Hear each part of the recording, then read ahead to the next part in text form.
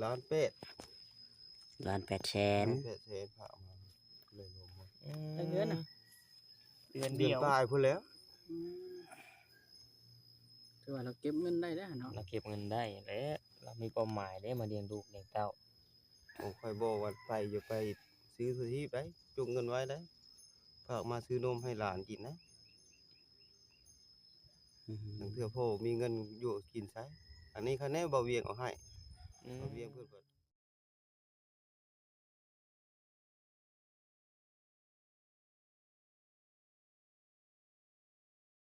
ซื้อมาให้ส่งเทื่อบ่เวียงซื้อมาให้ ข้าวบ่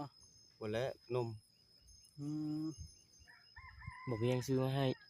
จะหึงพุ่นเนาะ เพิ่น เปิด โอ้ ถือว่าประหยัดกินอยู่ได้เนาะ ประหยัดอยู่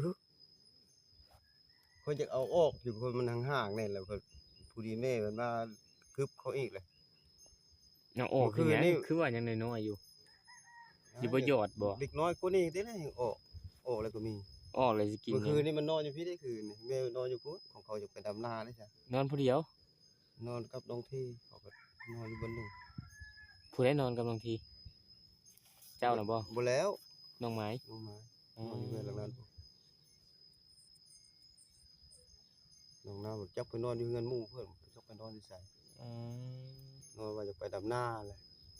ไปดำนาเขาเจ้าเนาะเขาเจ้าจ้าง มักนั้นแล้วมานอนนำเฮา เออ บักน้อย เออ ผมบ่ได้ให้มันอยู่นำแม่มันแอบเด้ อืม แล้วนอนกับไผน้องหมาอยู่เพื่อนเรา กับน้องที่หนึ่งเทื่อน้องนอนน้าก็ไปนอนอยู่พุ่น 2-3 คน 2-3 คน เออ บางเทื่อก็เอาลูกไปนอนนํ เขาจะไปดำนาแล้วเขามาป่าให้ลูกไว้อยู่ที่ บ่ถ้าว่าบ่ได้ไปดำนี่ก็คือเอาลูกไปนอนพุ่น เอาให้ไปนอนพุ่นแหล้วเขาบ่ได้ไปดำนาอันอยากมานอนพี่ก็นอนของหมู่ก็อยู่พี่เด้อยู่แถวพี่ตื่นมื้อเช้ามาก็ไปเช้า เปลี่ยนกันกับน้องบ่ได้ยินข่าวว่าเปลี่ยนกับน้องไปดำนานี่แหล้ว บ่แล้ว ไปน้ำกันว่าเป็นไดคือเปลี่ยน ว่าเอาหลาน เขาหาก็ไปนี่เขาหาก็ไปมาหาก็ไปมื้อเดียว ว่าเอาหลานบ่มาจอย อืม เอาพ่อได้จ้ะ มันเอาบ่คุ้มนะ หวานดี เอาบ่ เอา คุ้ม เชิญกันก็พอแล้ว อืม เอามาให้เฮานี่แหละ อืม ไอ้เจ้า มันก็ไป เก่า ดำนาเป็นก็เราไปดำนา อืม พวกคนนี้เลยบ่ได้ไป เป็นหยังคนนี้นะ เรียกแล้วว่าไปบ่ทันเขาบ่ทันแล้วนอนตื่นสวย อืม นอนอยู่พุ่นเลย เข้างานจักมุง ฮะ ไปลำนาน่ะ 8:00 นพุ่นแล้ว8:00 นปลาย คือจะมาว่าบ่ทัน เอาก็ไปแต่ดึก รถ นา เขามา นา รับ ไก่ เอา แล้วรถเขาเจ้ามารับ มารับเอา มารับอยู่ไสน่ะ รับฮอดบ้านพุ่นเลย ได้ไปดำอยู่ไสบ้านไหน จักแล้วตามได้เขาสิจ้างแล้วเหลือเทื่อพุ่นเลยนาปลาคาหลังเทื่อกับผู้เอาหุ้งน้าหูปัวพุ่นเลยผมมาเอา อื อื ม ม แล้วเทื่อผู้ปลาไหลพุ่นมันดูกันอยู่แถวนี้เลยมันก็มาเอา มันไก่เนี่ยเนาะเขาก็มาแต่เช้าแน่ มาแต่เช้านี่ อืม เพื่อไปกินข้าวกินน้ำแล้วก็ลง เออ หรือเทื่อแถวบ้านตูม อืม คันเจ้าบ่มีหลานนี่เจ้าไปบ่นี่ ไปแล้ว อ๋อ เขาเคยไป ใช้ได้ยินข่าวว่ามื้อนั้นคือว่าอยากเมื่ออยู่นำแม่เจ้านะเป็นจังได๋ เพราะเขาว่าบ่เป็นเขาอยากเมื่ออยู่นำแม่เขาอยากเมื่อเห็นหน้า อ๋อสิเมื่อเห็นหน้านำแม่ ขึ้นไปขึ้นมาแบบเห็นลูกแบบว่าญาติเขา อ๋อบ่เขาอนุญาตถามแม่เจ้ายังอยู่บ่ ยัง อ๋อ ยังพวกมัน ยังทั้งแม่ทั้งพ่อ เคยโทรหาเพิ่นอยู่บ่ โม่ อ้าวเจ้าสิฮู้จักบ่ว่า บ่อยากให้ได้บ้านตัวเองเขา ถ้ามื้อนี้ถูกอยู่บ่นี่ กายก็จะคือ บ่ได้โทรจักเดือนแล้ว ส่วนนั้นทูแล้วส่วนนั้นทูช่วงเมียเสีย เออ ทูน้ำหาน้องสาวโทรศัพท์เพื่อนแบบมันโทรศัพท์กดปุ่มมันเลยทูยะ บ่เห็นหน้ากันเนาะ บ่เห็นหน้าก็เฮาทูทั้งเพชรทั้งหยัง เจ้าอยู่ไสก็สารวัตร บ่แล้วอยู่ทางแค่ ท่าแขกนี่ แถวคาบิไก่นี่ อืม บ้านคำที่ใกล้ พาคาบิไก่ไปพุ่นเยน้อยพุ่นใหญ่ อืม ๆเดี๋ยวพุ่นเยน้อยใหญ่ อ๋อ ๆอยากบอกเพิ่นว่าอยู่เนาะ บ่เคยได้ไป ข้า ซื่อ ตะแคกลงมาทั้งพี่บ่ พาทางแค่มาทางนี้ อืม กายห้วยล้างมือแบบเอ้ย กายห้วยล้างมือไปจักหน่อยก็ฮ้อนแล้ว บ่ ๆอืม เจ้าเฮ็ดจังได๋หยังมาพ่อกับเมียเจ้านี่ เอามาเป็นทหารพี่ดิ อ๋อ เป็นทหาร เป็นทหาร โอ้เล ทหารเกณฑ์บ่ ทหารเก กิน อ๋อ เช้าคักล่ะกินเหล้าปานนี้เนาะ เช้าคักดอกบ่ เอา เอา แล้วบ่ได้กิน เป็นได มันบ่ยาก เอาแล้วบ่จ่อยซื้อมา2ขวดในบ่รถสิบ่เอาบ่ บ่เอาดอก สิเอากลับได้ซะบ่จ่อยเอ้ย บ่จอยชื่อเฮิงบ่ได้บ่จอยคือบ่ได้ฮู้เรื่อง เอาเว้าสมมุติเด้แล้วต้อง บ่แม่นซื้อ แล้วว่าเราเช้าเด้ บ่แม่นซื้อมาปิ๊กผู้เดียว เพิ่นบ่เอาบ่ได้นี่ เพิ่นบ่เอา พอน้องไม้ พาแด ยาก ง เลยสิยากเลยเงิน10,000อยู่ซื้อกินน่ะถูกเลย อืม วิทย์เพาะถุงเท่านี้แหละ สิไปขอทงไปซื้อเหล้านะ บ่พื้นว่าคันยากว่า โอ้ว่าเจ้าก็ได้ไปซื้อขนมไม่ดานซะ ข้าวไผ่ ว่าได้ไป เสียกับไผนะ ชื่อเดา 14,000 อืม ไผ่เฮือนนี่14,000ไผ่เฮือนนั้น ฮะ เฮือนลงมาเลย38 โอ้ คือแพงกว่ากันแท้ จังแหละมันทวงได้ทวงแบบเสียงไผ่หากะมา2-3มื้อไผ่ขึ้นแห้งแท้ว่าอยู่ไผ่สิจักเมื่อคืนนี่ก็พะดัง มันเตะเลยมันเตะแล้วมันสะเนือนแล้วมันใช้การเท่าบ่ได้บาดก็ขา มันดับบ่ ได้บ่ได้ดับเลย ดับหมดทุกเฮือนบ่ ดับตัวมัน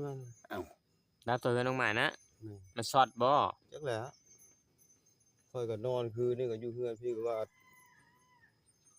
จนเว้าขออนุญาตนำที่ดินจนเพื่อน บ่แม่นลิ้นโทรศัพท์ก็บ่จัก บ่เขาว่าเขาบ่ได้ดิ เฮ้ยมันอาจจะมีบ่อนมันช็อตบันไดบ่อนใดหนึงเนาะ ช็อตน้ำกระดาษมันน่ะเนาะ แม่นมันอะไร มันเตะแห้ สาง ย เลย ไฟสายหยังมันขาดกันนั่น อื นั่น ม เงินอันนั้นก็ทางขึ้นมันก็หัวหมด เฮือนไผ เงินน้องหมาย หัว หัว ทางขึ้นนะ ทางขึ้น ผลสาดเข้ามาบ่ เขาว่ามันหัว อืม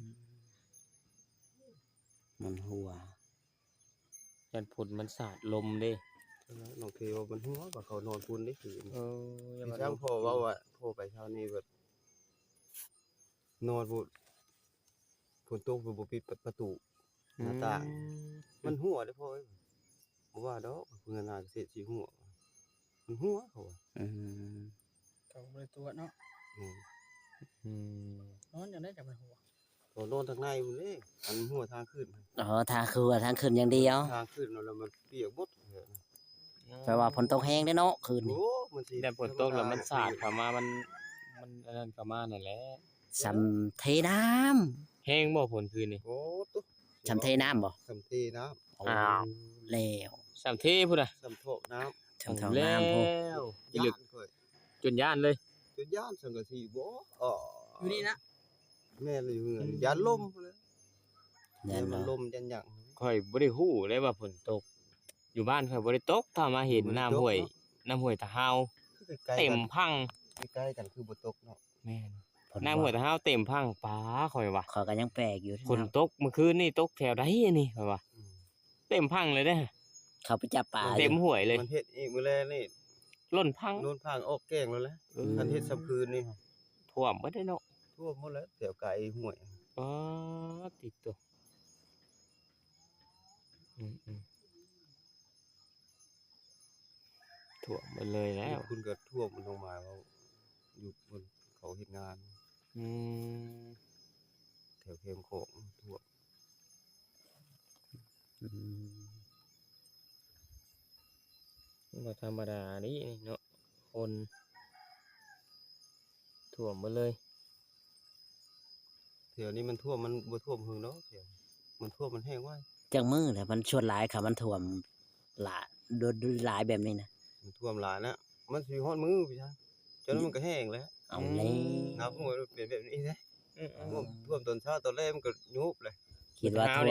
คันมันบ่เร่งใส่ฝน